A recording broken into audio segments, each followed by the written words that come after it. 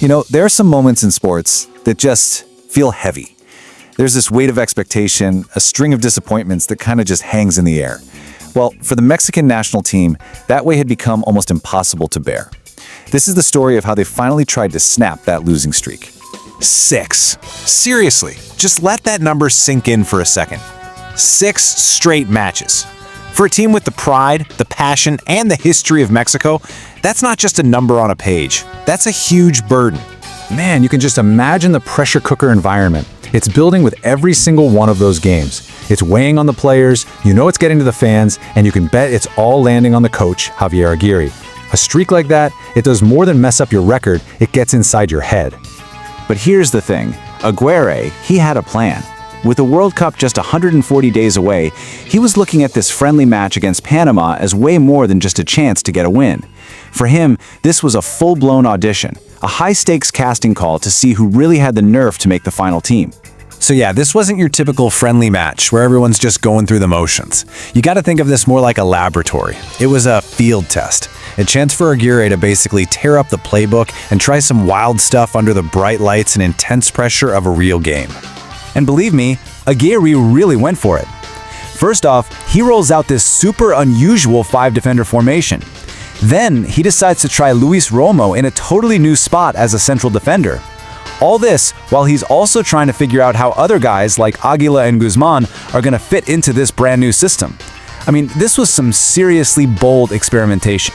And look, you can't have a good experiment without throwing some new variables into the mix, right? For Aguirre, that meant giving 2 young players their first shot with the team. And these were 2 guys who were at a major crossroads in their careers. This was their big chance to prove they belonged. So, how did the new blood do? Well, Brian Gutierrez, he was a beast at winning the ball back, a real workhorse, but he had a tough time linking up with the forwards.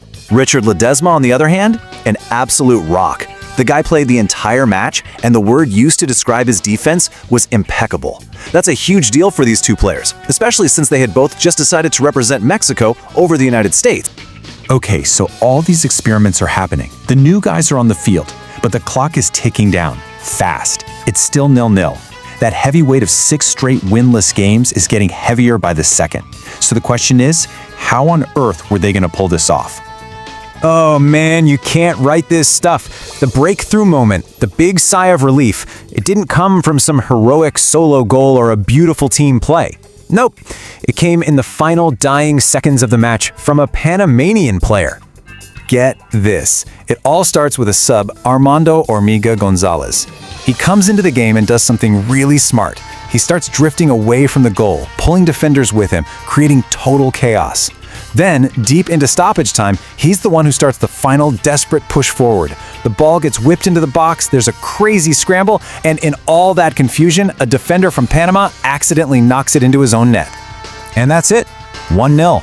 The final whistle blows.